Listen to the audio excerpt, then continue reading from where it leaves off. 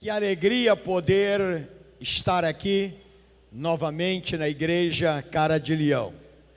Jesus, quando ele veio, ele veio como cordeiro. Ele veio como cordeiro. Cordeiro perfeito, cordeiro inocente, cordeiro puro. Ele não abriu a sua boca, mas ele vai voltar. Vai voltar como leão. Vai voltar como leão da tribo de Judá. Que alegria poder estar com os irmãos aqui. E antes de ler um versículo da palavra de Deus, que eu vou pedir o pessoal da mídia para colocar no telão e deixar ele lá durante a ministração. É no livro de Esdras. Esdras, por favor, já coloca o versículo aí. Esdras, o capítulo de número 8, versículo 21. Glória seja dada ao nome do Senhor. Aliás, não, acho que graças a Deus. Esdras 8, 21. Na Inglaterra tem uma igreja chamada episcopal. A igreja episcopal é um pouco diferente da nossa. O culto é muito formal, muito silencioso. O pastor usa uns paramentos parecendo um cardeal, aquelas roupas, muito silencioso. Estava tendo culto e o pastor já estava pregando. E tinha um irmão velhinho assim no quarto banco. Ele começou a dormir. Começou a dormir durante a pregação e a roncar também. Aí o microfone, muito dinâmico, pegava aquele ruído. E o pastor ficou um pouco incomodado e tinha um meninozinho na frente do velhinho. Aí o pastor perguntou: meu filho, você conhece esse irmão que está aí? Conheço, pastor. Quem ele é? Ele é o meu avô. Ah, é o seu avô? Então, por favor, acorda ele porque está perturbando um pouco a pregação. O menino, dá licença, pastor, se levantou e disse assim: eu não. O senhor fez ele dormir, o senhor vem aqui agora e acorda ele. Eu espero que você não durma enquanto eu estiver falando aqui nesta noite. Amém, irmão? O apóstolo não está aí. Eu quero deixar um abraço para o apóstolo, É um grande servo de Deus, um amigo meu de muitos anos, E eu estou feliz de estar aqui esta noite. Vamos ler então um versículo da palavra de Deus. É o tema da nossa mensagem nesta noite, para a glória do nome do Senhor. Vamos lá, 1, 2, 3. Então apregurei ali um jejum, junto ao rio Ava, para nos humilharmos perante o nosso Deus, para lhe pedirmos jornada feliz para nós, para nossos filhos e para tudo o que era nosso, todo o nosso patrimônio. Toda a igreja então agora leia bem alto, que é para os anjos ouvirem no céu e os demônios ouvirem no inferno. Vamos lá? 1, 2, 3. Não. Volta lá, irmão. Não tira daquele versículo não. Deixa no mesmo versículo. Vamos lá. Então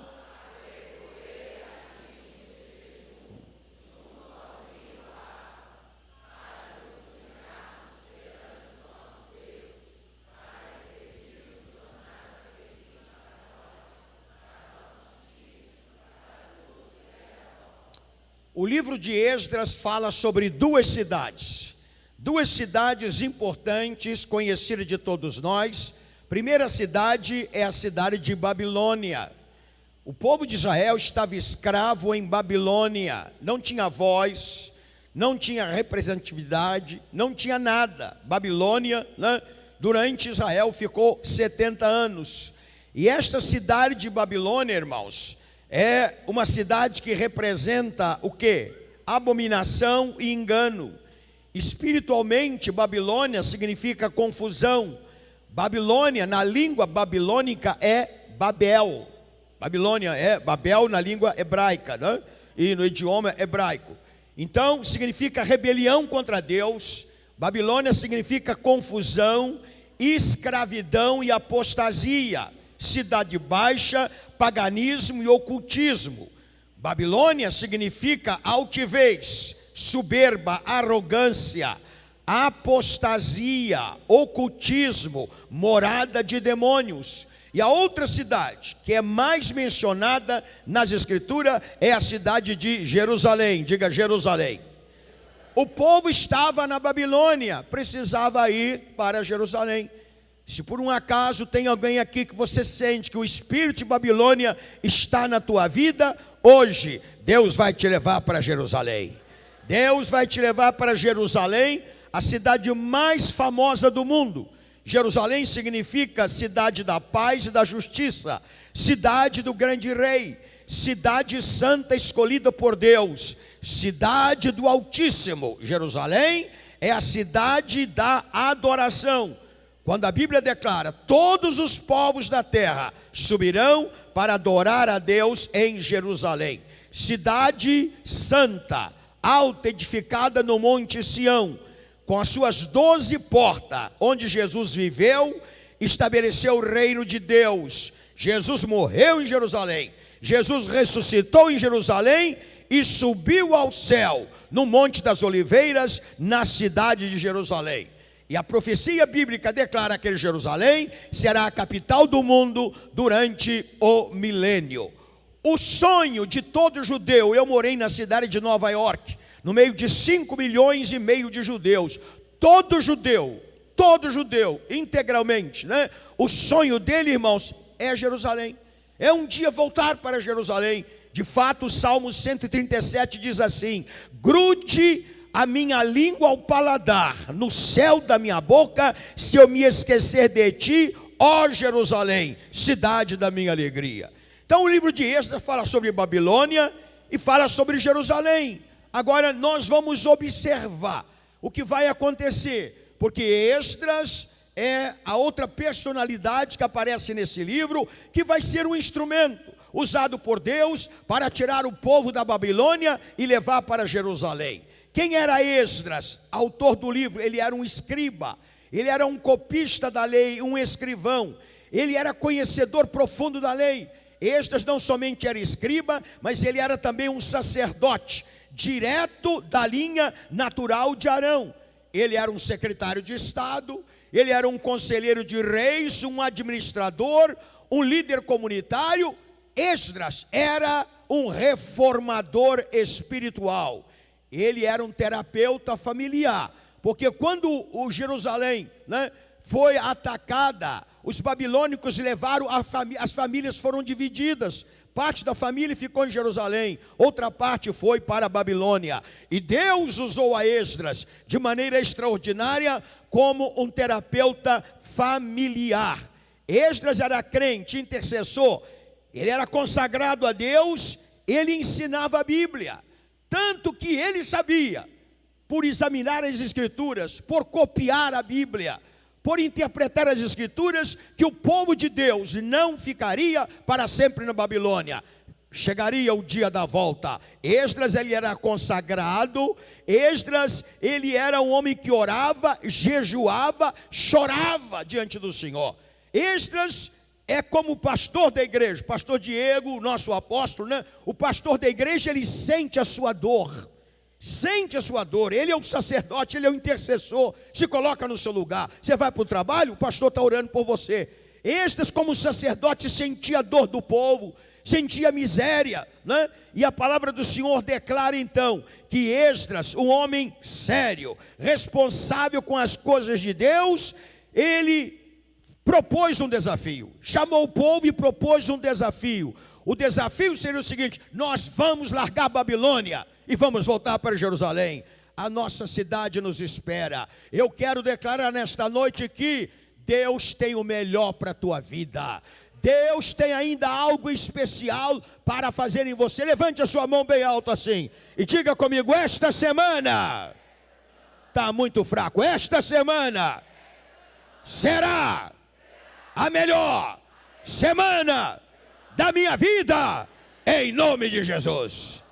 Deus tem o melhor para você. Agora, talvez você me pergunte: Joá Caetano, como é que foi este empreendimento? Foi um projeto fácil? Não, eu vou te dar aqui alguns números que estão no livro de Esdras. Todos esses números que eu vou dar aqui rapidamente estão no livro de Esdras. Você sabe qual era a distância entre Babilônia e Jerusalém? 1.500 quilômetros.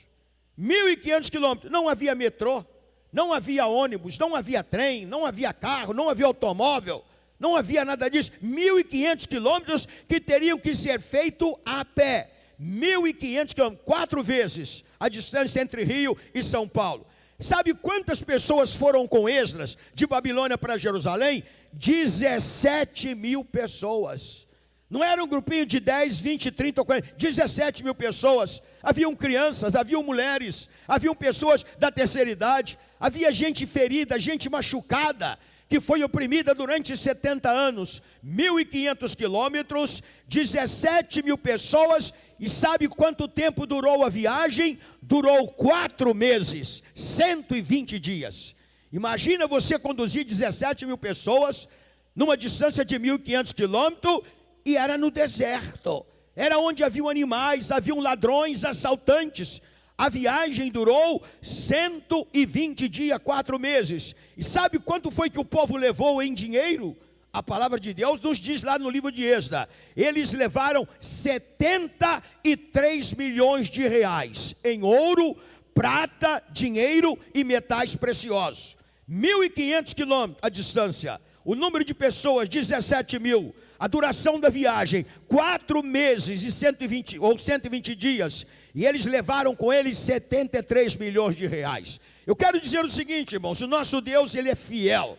Deus é justo, e aquilo que é seu, o diabo não vai roubar, o demônio não vai roubar, o homem ímpio não vai roubar. O povo de Israel ficou 430 anos do Egito. Deus disse: durante 430 anos, meu povo foi oprimido. Não tinha ali, irmão, não tinha Bolsa Família, não tinha cupom de comida, não tinha nada. Durante 430 anos, os egípcios exploraram o povo de Deus. Deus disse: não vai ficar assim não. Vai pagar tudo de volta. E o Senhor declara que Deus falou para Moisés: diga às mulheres de Israel para pedir os vizinhos ouro, prata, tudo que tiver de valor, porque eu vou saquear o Egito. Eu vou saquear o Egito. Meu povo não vai sair com a mão na frente ou outra atrás. Não. Eu gostei quando o pastor Diego profetizou esta noite: não vai haver desempregado aqui nesta igreja. Não vai haver, todo mundo vai ser alcançado pela bênção da prosperidade, em nome do Senhor Jesus. E a Bíblia declara, irmão, que o povo de Israel saiu rico do Egito. A mesma coisa acontece em Babilônia. Por quê? Porque o nosso Deus é o mesmo. O que ele fez no Egito, ele vai fazer aqui no Irajá. O que ele fez na Babilônia, com o povo dele, o povo saiu com 73 milhões de reais. O caminho cheio de inimigos, ladrões, animais, sem armas e sem soldados. Quando falaram para Esdras: Esdras, você é assistente do rei, você trabalha com o rei, por que você não pediu soldados? Por que você não pediu o exército para nos acompanhar? Uma viagem de 4 meses. E a palavra do Senhor declara que Esdras disse assim: não, eu fiquei constrangido de pedir ao rei. E eu declaro ao rei: rei, eu não quero soldado, porque a mão de Deus nos guardará. A mão de Deus irá conosco. Sem carro, sem ônibus, sem trem, sem armas, sem supermercado, não tinha hospital, não tinha farmácia, mas tinha o Deus Todo-Poderoso, aquele Deus que cuida de nós. Vamos observar então a preparação. Todo projeto tem que haver preparação. Eu estava no gabinete pastoral com o pastor Diego, e ele estava me falando das atividades desta igreja, né? Do programa que esta igreja cumpre, né? E eu fiquei maravilhado. Todo projeto, irmãos, na obra do Senhor, Deus prepara o seu povo. Nosso Deus é um Deus de propósitos, é um Deus de metas, é um Deus de objetivos, não é verdade? Então Esdras disse: nós precisamos nos preparar. Aonde que vamos nos preparar? Então apregoei ali um jejum, junto ao rio Ahava, para nos humilharmos perante o nosso Deus, para lhe pedirmos jornada feliz para nós, para nossos filhos e para tudo o que era nosso. Diga comigo: reunião, jejum, humilhação, proteção para nós, para nossos filhos e para o nosso patrimônio. Veja que os princípios bíblicos, irmão, a Bíblia é um livro de princípios. A Bíblia não é um livro simplesmente de estratégia, de modelo, porque a estratégia você tem uma agora, daqui a pouco muda. O princípio não. Os princípios são princípios. E é muito interessante quando você obedece, por exemplo, o princípio de cooperar na obra de Deus. Quando você obedece ao princípio que você traz, e o Senhor fala no livro de Malaquias: o filho honra ao pai, o servo honra o seu senhor. E Deus diz, se eu sou pai, aonde estará a minha honra? Aí Deus estabelece o princípio da doação. Trazei todos os dízimos, trazei todas as ofertas, né? E então, este é o princípio. Deus não está interessado na quantia, na importância do teu dinheiro. Deus está interessado naquilo que o Diego falou, no princípio da obediência. Quando você aplica o princípio da obediência, entrega a sua oferta, o seu dízimo, Deus está falando sobre a colheita, o propósito e a colheita. Quando você está entregando o dízimo, Deus já está dizendo a colheita que eu vou dar para ele, que eu vou dar para ela. E é muito importante isso, irmão, os princípios bíblicos da palavra do Senhor. Então a palavra declara que ele convocou o povo em primeiro lugar, irmãos, para fazer o quê? Para jejuar. Então nos encontramos, apregoei ali um jejum, junto ao rio Ava. O que é o jejum? Jejum, irmãos, é um exercício bíblico para alcançarmos vitórias em nossas vidas. E a palavra do Senhor declara, jejum não é simpatia, jejum não é dieta, nem autoflagelação. Uma pessoa não pratica o jejum bíblico para se autoflagelar, não. Jejum é um exercício bíblico, uma atividade de fé. Jejum é um mandamento ordenado pelo Senhor Jesus. O que é o jejum? O jejum é uma abstinência voluntária, deixar de comer ou beber por um período definido e um propósito específico. Eu vou repetir, jejum é uma abstinência voluntária, deixar de comer ou beber por um período definido e um propósito específico. Então quando você jejua, irmão, é um tempo definido, você deixa de se alimentar ou de beber por um período definido, mas você tem que anexar um propósito. Por que eu estou fazendo esse jejum? Quero passar no vestibular, preciso casar o meu filho, quero escrever um livro. Então você tem um propósito específico. Aspectos do jejum, não, irmãos? A palavra do Senhor fala sobre, por exemplo, o jejum pessoal. Esdras, Davi, Paulo, Ana no templo, quando Ana sonhou. Lembra do sonho de Ana? Ana sonhou. E quando ela sonhou, ela disse para Deus o que era o sonho dela e qual era a motivação do sonho. Porque tem gente que sonha, mas não tem motivação. Ana disse, Senhor, eu sonho em ter um filho. Agora a motivação. Se o Senhor me der, eu dou para ti. Deus disse, what? I like that. Eu gosto disso. Quer dizer que se eu te der um filho, você vai dar para mim? Motivação do sonho. Agora Ana, o sonho de Ana foi um sonho perfeito. Sabe por quê? Porque ela sonhou, ela profetizou e ela disse os detalhes. Eu quero um filho masculino, homem. E ele vai ser profeta, vai ser sacerdote, vai ser para ti. Está vendo, irmão? Todo mundo tem que sonhar. A Bíblia é um livro de sonho, mas o teu sonho tem que ser específico com Deus. E o teu sonho tem que ter uma motivação. Ana jejuava, diz a palavra do Senhor. O jejum pessoal, Esdras, Davi, Paulo, Moisés e tantos outros. O jejum da igreja, a igreja em Antioquia estava jejuando. E quando a igreja jejuava, o Espírito Santo se manifestou e disse, separai-me a Paulo e a Barnabé para a obra que tenho chamado. O jejum da cidade, quando Nínive estava debaixo de um juízo e Nínive seria destruído, o rei de Nínive proclamou um jejum. Proclamou um jejum, todo mundo teria que jejuar, até os animais. O coelho não ia comer a cenoura, nem a vaca ia comer o capim. E o jejum da cidade parou a ira de Deus. O jejum da cidade, então o jejum pessoal, jejum da igreja, jejum da cidade, o jejum da rainha. Quem é a rainha que jejuou? Esther. Quando o povo judeu estava condenado à destruição, Esther, ela foi encontrar com o rei. Foi encontrar com o rei Assuero, ela poderia ser morta. Quando o rei Assuero olhou para ela, que ela se aproximava, estendeu o cetro contra ela. O que a minha rainha quer? Eu vim aqui pedir ao rei permissão. Para que, minha rainha? Para fazer um banquete para o meu rei, para o meu marido. Eu quero fazer um banquete, convidar todas as autoridades do nosso reino. E Assuero disse, tudo bem. Agora interessante, irmão. A Bíblia declara que Esther falou para Mardoqueu, o seu tio, eu vou preparar o banquete, mas eu e as minhas moças vamos jejuar durante o banquete. Esther era crente, né? Fazendo a comida e jejuando. Que coisa extraordinária, né, irmão? E a Bíblia diz que o jejum de Esther salvou a nação inteira. Veja o poder do jejum. Então Esdras falou para o povo: vamos fazer um jejum. Antes de começar a viajar, antes de começar a arrumar mala, vamos apregoar um jejum.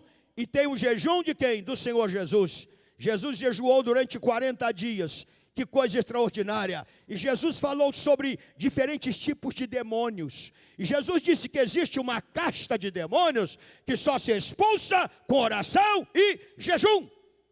Tem demônio que você sai em nome de Jesus. Tem outro que você vai ter que praticar o jejum. Vai ter que jejuar, vai ter que orar e buscar a presença do Senhor. O jejum envolve arrependimento, consagração, preparação para a batalha, solução de problema, consagração, uma causa.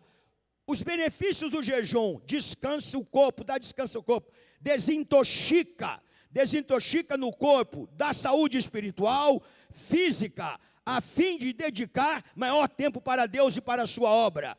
Uma arma forte, uma proteção, é o tema da nossa mensagem, né? É o jejum. Então, irmãos, jejum é bíblico, jejum está em toda a Bíblia. Se você tem uma causa e você gostaria de praticar, faça como isto. Como este, vamos jejuar primeiro, antes de fazer alguma coisa. Segunda coisa, diga humilhação. Então apregoei ali um jejum junto ao Riava para nos humilharmos perante o Senhor. O desafio era grande demais. 17 mil pessoas, sem supermercado, sem farmácia, né, irmão? E 1.500 quilômetros, 120 dias, vamos nos humilharmos. Eu quero declarar, queridos irmãos, que aquele que se humilha será exaltado pelo Senhor. Humilhação é rendição, disposição, estar pronta. Humilhação, quando você se humilha diante do Senhor, você aceita o mover de Deus, você se entrega, Deus vai determinar, Deus vai te orientar. Humilhação significa obediência. A palavra do Senhor declara: se o meu povo se humilhar, então eu ouvirei dos céus, perdoarei os seus pecados e sararei a sua terra. Humilhar significa também arrependimento, confissão, renovação, perdão e reconciliação.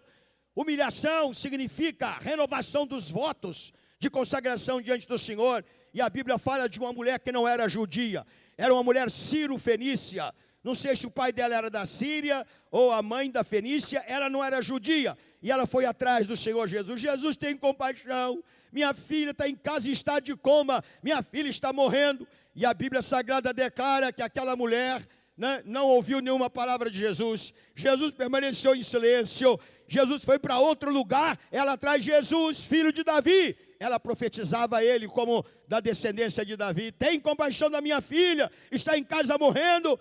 Jesus ficou quieto. Os discípulos chegaram e disseram: Senhor, atende essa mulher. Ela vem gritando atrás de nós de uma maneira histérica. Atende essa mulher. Jesus disse: mulher, eu não fui enviado, né, as outras ovelhas, somente as ovelhas perdidas da casa de Israel. E Jesus disse: não é lícito tomar o pão dos filhos e deitá-lo aos cachorrinhos. Talvez você me diga: Joá, Jesus comparou aquela mulher como uma cachorra. Não, Jesus estava falando de algo cultural entre os judeus e as outras nações, porque gentio é toda pessoa que não é judeu, né? Toda pessoa que não é judia, ela é gentia. Diante do judeu, nós somos pagãos, e aquela mulher era pagã, e Jesus disse: não é lícito tomar o pão dos filhos naturais e deitá-los a outros povos, a você, por exemplo. E ela disse: Senhor, eu não quero o pão. Ela disse: eu sei que os filhos têm direito ao pão, mas os cachorrinhos comem das migalhas que caem da mesa dos filhos. Ela disse: eu não quero o pão, eu não quero a metade do pão, eu não quero um slice, eu não quero uma fatia do pão. Jesus, eu quero as migalhas, porque até as tuas migalhas resolvem todos os meus problemas. Jesus disse: uai, o que é isso? Até as tuas migalhas. Irmão, as migalhas de Jesus vai produzir milagres poderosos na tua vida. Louvado seja o nome do Senhor. Coisas tremendas, o que Deus faz. Eu me lembro de um irmão ali nos Estados Unidos. Esse irmão na América era um homem fiel. Era um homem, irmão, né, que investia na obra do Senhor. Ele não tinha muita saúde, era muito doente, muito fraquinho, muito débil. Mas, irmão, dizimista fiel, contribuinte regular, todo o projeto da igreja, ele era o primeiro. Quando foi um dia, aquele irmão ganhou 3 milhões de dólares. Quem é que acredita em milagre aqui? Ganhou 3 milhões de dólares, o dinheiro foi para a conta dele, a família reuniu e disse assim, e agora? E agora o que? Temos um problema. Quem é que vai dar a notícia a ele? Porque ele não vai aguentar, ele vai morrer. Ele vai morrer, dizia que ele ganhou 3 milhões de dólares por causa da fidelidade dele. Ele vai morrer. Falaram com a tia dele mais velha, a senhora fala com ele, não vou falar. Não vou falar, porque ele vai morrer, vocês vão me acusar que eu matei ele, como é que a gente vai fazer? E reúne para cá, reúne para lá, aí lembrar do pastor, sempre só para o pastor, né? Vamos chamar o pastor, vamos chamar o apóstolo. Pastor, sabe fulano de tal? Claro, membro da nossa igreja, homem fiel. Não sabe que ele é muito doente, né, pastor? Sei. Pois é, pastor, estamos com um problema seríssimo aqui em casa. O que aconteceu com o irmão? Ele ganhou 3 milhões de dólares. O quê? Glória a Deus. O pastor explodiu em língua. Ganhou 3 milhões de dólares, e qual é o problema? O problema, pastor, é que está todo mundo com medo de dizer a ele que ele ganha esse dinheiro, ele pode morrer. Os pastores podiam nos ajudar? Eu posso. O pastor pegou o telefone, chamou. Quando o irmão ouviu a voz do pastor, pastor, irmão, eu quero falar com você. Falar comigo, pastor? E é uma conversa particular. Eu e você. Mas, pastor, você pode me receber às 4 da tarde? Posso, pastor? Aí o irmão ficou contente, o pastor ligou para ele. O pastor vinha na casa dele, foi na padaria, comprou presunto, mortadela, pão de queijo. Irmão, deu aquela garibada, uma escova no cabelo, se preparou, 4 horas, bonitão, perfumado, o pastor chegou. Chegou, boa tarde, irmão, boa tarde, pastor. E o pastor com muito jeito, conversando com ele, né?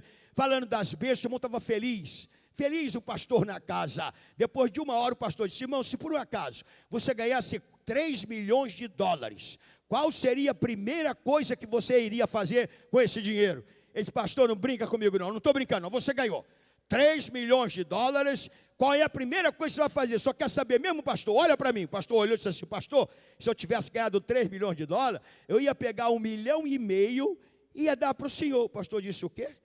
1,5 milhão para mim? Bum! O pastor morreu. Será que o Diego morre, irmão? Eu acho que não. Pelo que ele falou comigo ali dentro, não. Será que o apóstolo Ezequiel morre? Também não morre, não. Não morre, não, pelos projetos que tem. Irmão, Deus vai te levar no sobrenatural. Irmão, tu está preparado, irmão? Tu está preparado? Eu acredito em profecia, irmão. O Diego estava falando para mim dos projetos do apóstolo. Eu estive aqui na ceia. Eu vi os projetos do apóstolo. E eu vou profetizar aqui esta noite. Vou profetizar. Vai chegar um tempo na vida desta igreja que o apóstolo vai levantar aqui e vai dizer, irmãos, nós estamos precisando de um projeto, precisamos de 5 milhões de reais. Uma mulher vai levantar aqui e vai dizer, eu pago tudo, pastor. Levante a mão e diga, eu sou essa mulher. Ali ela levantou. Quem acredita em milagre aqui, irmão? Nosso Deus é o Deus de milagres. E então, irmão, nós temos que nos humilhar. Diga comigo, jejum, humilhação e oração. Para nos humilharmos perante nosso Deus, para lhe pedirmos. Com a palavra, Deus fala conosco. Com a oração, nós falamos com Deus. A oração é a segunda força mais poderosa que existe na terra. A primeira força é a palavra de Deus. A segunda força é a oração. Jesus disse assim, lá em Mateus capítulo 7, 7 e 8. Pedi e dar-se-vos-á. Buscai e encontrareis. Batei e abrir-se-vos-á. Jesus disse, porque todo que busca, encontra. Todo que pede, recebe. E todo que bate, a porta abre. Vamos nos humilhar. Vamos jejuar antes de começar a viagem. Antes de enfrentar os 1.500 quilômetros. E vamos orar ao Senhor. A oração, irmãos, é coisa extraordinária e maravilhosa. E quando eles disseram, nós vamos nos humilhar, jejuar e orar, para pedir proteção. Nós vamos pedir proteção a Deus. Proteção durante a viagem. E eles disseram, para nos humilhar perante o nosso Deus, para lhe pedirmos jornada feliz. Proteção, viagem sem arrastão, viagem sem ladrão, viagem sem doença, viagem sem os desastres naturais. Proteção para nós, diga proteção pessoal. Para nossos filhos, diga proteção familiar. E para tudo que é nosso, diga proteção patrimonial. Irmão, eu quero declarar o seguinte, a bênção de Deus, ela vem completa na tua vida. Deus vai te proteger, vai guardar a tua família e vai guardar os bens materiais.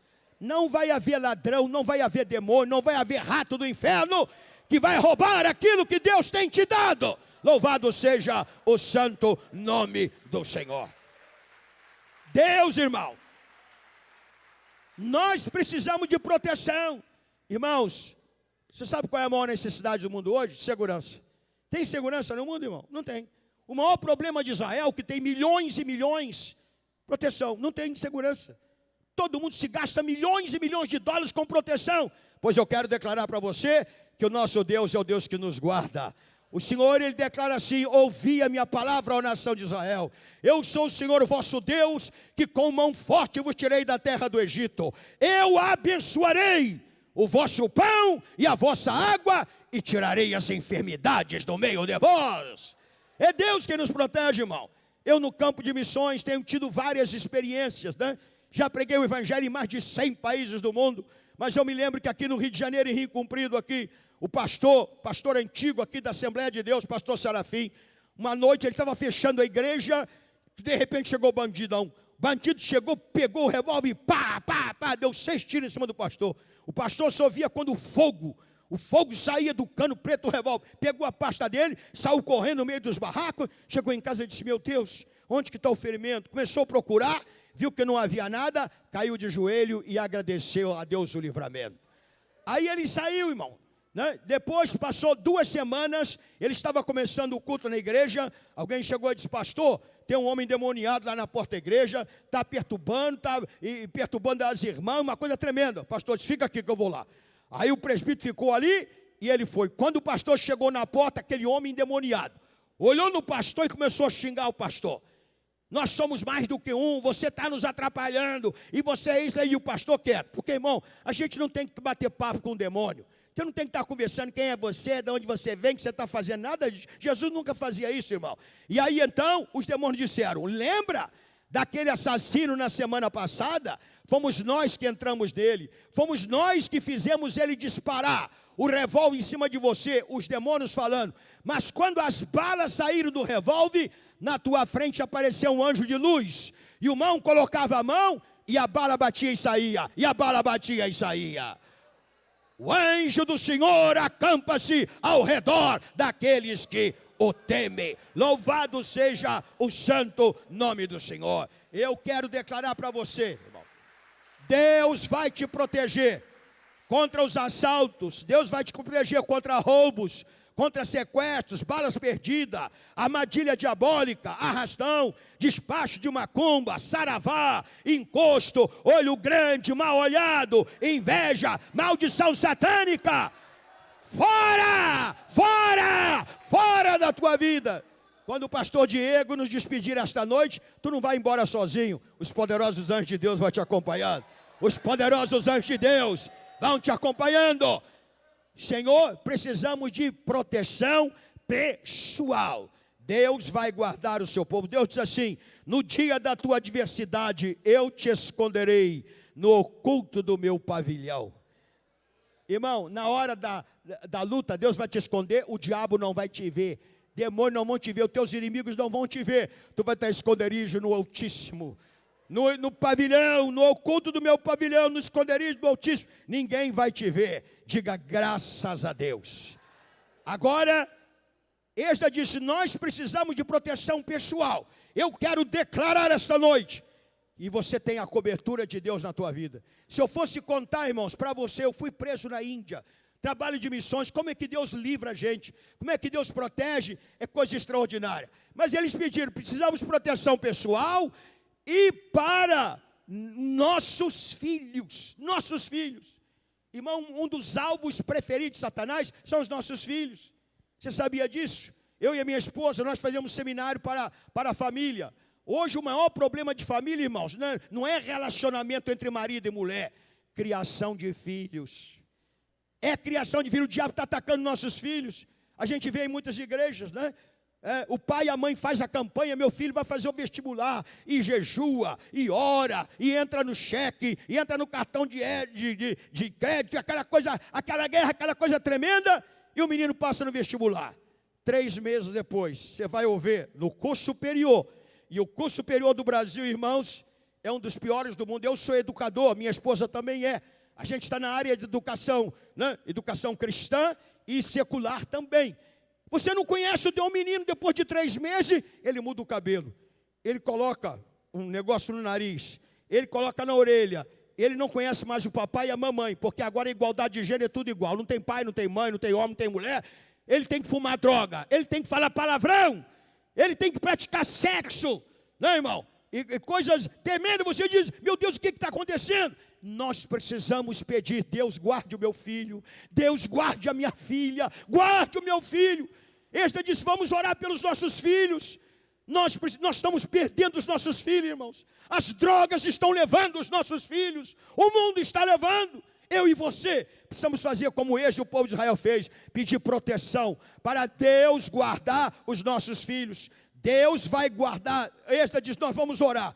Deus vai nos dar proteção pessoal, mas os nossos filhos que vão conosco, eles serão guardados. Durante o dia, a coluna de nuvem, e durante a noite, a coluna de fogo da glória de Deus. Eu quero declarar que eu vejo aqui nesta igreja, sobre as famílias, a nuvem da glória de Deus.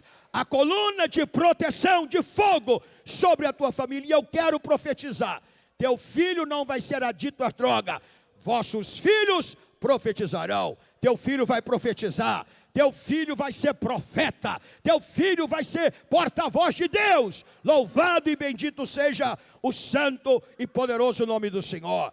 Teu filho, irmãos, não vai ser levado pelas más companhias. Deus vai proteger a tua família. Deus vai livrar a tua família do adultério, da prostituição, das contaminações mundanas. Vai livrar a tua família da infidelidade, né? Do bullying. Vai livrar do assédio sexual, dos vícios, da violência e do crime, das facções, das más companhias, das armadilhas, da internet, no trabalho. Em todo lugar tua família será abençoada pelo Senhor. E agora então, ele está dizendo, proteção pessoal, proteção para os nossos filhos. E agora diz a palavra do Senhor, que ele pede, nós precisamos proteção para tudo o que é nosso. Todo o nosso patrimônio, tudo que a gente tem, Deus precisa, irmão, dar a proteção. É Deus quem nos guarda de tudo isto, né? Proteção dos bens materiais. Sabe quanto que eles levaram? Eu já falei, 73 milhões de reais. Sabe com quanto eles chegaram em Jerusalém? 73 milhões de reais. Não perderam um tostão. Porque disseram, Lord God, be our general manager. Senhor, seja o nosso administrador, o nosso gerente. Irmão, por que você não faz uma aliança com Deus? Senhor, cuida do meu carro, cuida da minha casa, cuida da minha poupança, cuida de todos os meus investimentos. Deus vai guardar. Eles saíram da Babilônia, ninguém ficou doente, ninguém morreu, ninguém foi assaltado, ninguém foi violentado. Veja, irmão, quando você chega diante de Deus, nosso Deus é o Deus da aliança. É o Deus do pacto. Você faz um pacto com Deus e faz aqui na igreja, porque Deus respeita a igreja. Quando a igreja toma decisão como o corpo de Cristo, Deus honra a igreja. É o princípio de honra. Todo mundo chegou em Jerusalém. Ninguém morreu, ninguém foi ferido, ninguém foi atacado pelo inimigo, irmão. Nenhuma fera comeu, ninguém morreu de fome. Levaram 73 milhões e chegaram com 73 milhões. Eu quero declarar, ninguém vai te explorar, ninguém vai te roubar, ninguém vai saquear o que Deus te deu para você e os seus, nem os principados, nem os demônios que atuam nos ares do sistema financeiro mundial. Poderão destruir ou roubar teus bens materiais. Mamon está destruído na tua vida. Mamon não tem mais poder sobre você. Eu me lembro de uma ocasião que eu recebi uma carta no programa de rádio. 25 anos eu estive pregando na rádio. E aí o irmão me escreveu, irmão João, eu sou aqui do Paraná. Eu tenho uma pequena fazenda e eu tenho uma plantação de soja. E ele plantou a soja e a soja já estava madura para a colheita. E uma tarde, quando ele chega lá na lavoura, havia uma praga de largatas. E aquela praga de largatas estava comendo, devorando a soja. Aquele irmão bateu o joelho ali. No meio do sojal disse, Senhor, eu sou o teu servo. Eu sou dizimista fiel, o Senhor sabe disto. Eu coopero na tua obra, coopero com a missão do João Caetano. E agora as largatas estão comendo tudo. Se é a tua vontade, pode comer. Pode comer raiz, come tudo. Mas se não é, o Senhor repreende. O Senhor repreende. Aí ele foi para o quarto. De madrugada ele acordou. Acordou com um barulho na fazenda. Que barulho é esse? Abriu a janela.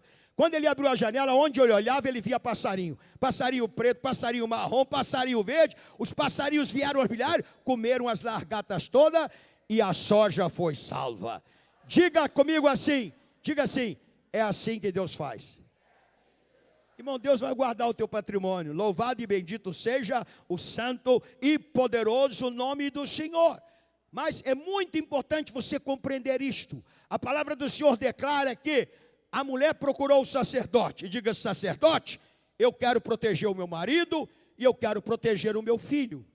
Quero proteger o meu marido, o meu filho. O que eu tenho que fazer? Está escrito na Bíblia. O sacerdote dizia, você tem que dar uma oferta de 25 de ciclos de prata do santuário em favor do teu marido. Você tem que dar uma oferta de 25 ciclos de prata do santuário. Quer dizer, dinheiro da igreja. É o dízimo hoje, é a oferta hoje. Não é para ir para Casa Bahia comprar, não. É consagrado. Você pega 25 ciclos de prata do santuário e dá para o teu marido. Para o teu menino, você vai dar uma oferta de 20 ciclos. Para o marido, 25. E para o teu filho, uma oferta de 20 ciclos de prata do santuário. Então ele dizia, então sacerdote, eu quero cumprir o princípio bíblico. Aqui está, 25. Não toca agora não, um minutinho. Eu vou dar uma oferta de 25 ciclos de prata do santuário em favor do meu marido. E 20 ciclos em favor do meu filho. Aí o sacerdote profetizava na vida dela. Pode ir embora. Nenhum mal te sucederá. Praga nenhuma chegará na tua tenda. Veja o princípio bíblico aqui agora. Preste atenção. Quando você enriquece o santuário, o acampamento é protegido. Eu vou repetir. Quando você enriquece o reino de Deus, que é a igreja. Quando você enriquece, era do santuário, irmão. Não era nada pessoal do sacerdote. Não era do grupo de louvor. Era do santuário. Quando você enriquece, com o teu dízimo, com a tua oferta, o santuário, o acampamento é protegido. Teu emprego é protegido, teu carro é protegido, tua casa é protegida, teu filho é protegido. Isso não é maravilhoso, irmãos? Isso é extraordinário. Nós temos em São Paulo, eu estou terminando. Temos em São Paulo um irmão. Este irmão é um handman. Handman na América, a filha do pastor sabe o que é. É o camarada que faz tudo. O handman faz tudo. Troca a lâmpada, derruba a porta. É um handman. Esse irmão, irmão de cor, trabalhando numa fábrica. O judeu tem 50 fábricas de tecido em São Paulo. Judeu milionário. O irmão trabalhando. Quando foi um dia, o judeu chamou os CEOs, os 50 diretores dele, colocou numa sala grande, mandou chamar o crente. Chama aquele crente. Colocou uma cadeira no meio. Aí falaram para o crente, olha o judeu, o doutor está lá, o dono das fábricas está lá, mandou chamar você, irmão. Eu digo, meu Deus, será que eu vou ser mandado embora, vou ser despedido? Mas ele foi tranquilo. Quando ele entrou na sala, aquele silêncio, o judeu estava e diga, está vendo essa cadeira aí? Senta aí, eu quero falar com você. Todos me ouçam. Eu disse, você é crente, né? Sim, doutor, eu sou crente.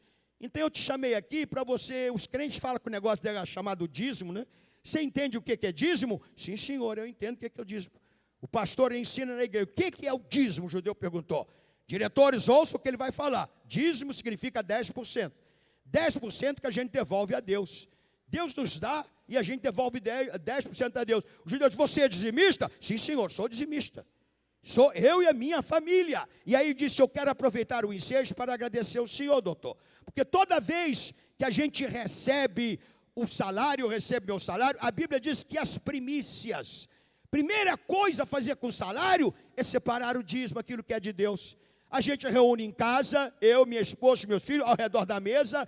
Nós agradecemos a Deus pelo salário daquele mês. Oramos pelo Senhor, oramos pela sua família, oramos pelos fornecedores, pela frota de carro, pelos clientes, pelas contas pendentes. E depois a gente separa 10% o dízimo e dá para Deus. O judeu disse, já faltou alguma coisa para você? Nunca faltou, nunca faltou. E você é dizimista fiel? Sou dizimista fiel. Pode ir na igreja, perguntar ao meu pastor.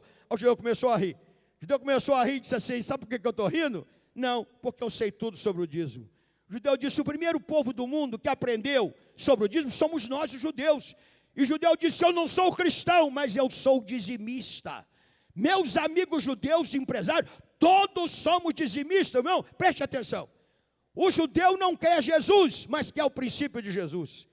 Está entendendo? O judeu não quer Jesus, mas quer o que Jesus ensina, o princípio.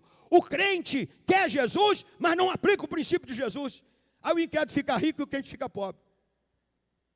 Quem entendeu? Vou repetir. O judeu que não é crente, não quer Jesus, mas quer os princípios de Jesus. Ele quer o princípio. O crente quer Jesus, mas não aplica o princípio. Aí o judeu enriquece e o crente fica pobre. E aí então o judeu disse: eu sei que você é crente, eu sei que você é exemplo da tua família, eu sei que você é dizimista, e eu quero dar uma notícia para você aqui agora. Você está preparado? Estou preparado. Atenção, senhores diretores. A partir de agora, eu estou nomeando este meu funcionário como tesoureiro geral das nossas 50 empresas no Brasil. Irmão, sabe o que Deus fez com aquele irmãozinho? Pegou ele assim e fez assim, pum, jogou ele lá em cima. O salário dele aumentou 70 vezes num minuto. Eu vou repetir. O salário dele aumentou 70 vezes no minuto. Irmão, se você fizer uma aliança com Deus, fizer como Esdras e o povo fez, num segundo Deus vira tudo na tua vida. Num segundo, irmão, Deus vai virar tudo na tua vida. Aí você vai convidar eu, pastor Diego, para uma churrascada para a gente celebrar, né, Diego? Glória a Deus. Ele é espanhol, ele gosta muito, né, da carne, né, mano? Glória a Deus, alaçado. Preste atenção, irmão. Então, vamos compreender a palavra do Senhor. Eu quero dizer para você o seguinte: reúna a sua família na sua casa, com a sua família e na igreja. Proclame um jejum, irmão. Se você nunca jejuou ainda, proclame um jejum. Jejum é bíblico. Jesus mandou jejuar, Jesus jejuava. Proclame um jejum para todos. Pode ser o primeiro jejum da tua vida, mas não vai ser o último. Humilhe-se com todos os seus aos pés do Senhor Jesus e deixa Deus agir. Peça proteção pessoal, familiar e financeira e de todos os seus bens. Reconheça que o seu pastor, o pastor da sua igreja, é um homem de Deus que vai lhe orientar, vai lhe ajudar. Busque o reino de Deus em primeiro lugar. Seja fiel nos dias da oferta e Deus vai te abençoar. Diga: proteção pessoal, proteção familiar, proteção financeira. Eu declaro estas bênçãos na tua vida nesta noite. Vamos ficar de pé na presença de Deus agora. E eu, pastor, o senhor me permite fazer um convite?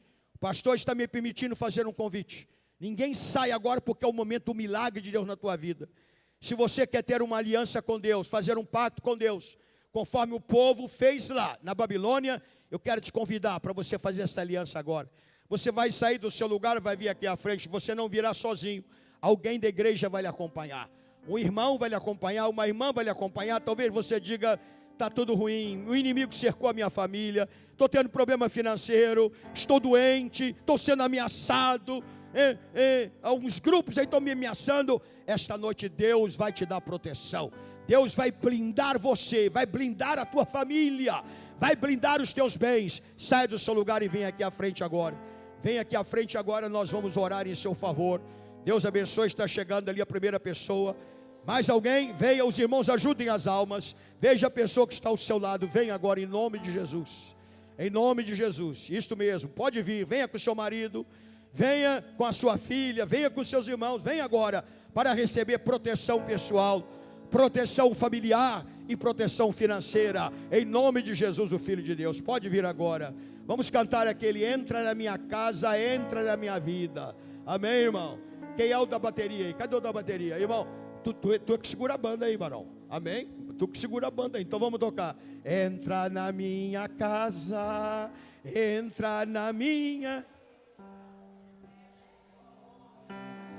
Coloca no terão aí, mocinho. Sara todas as feridas.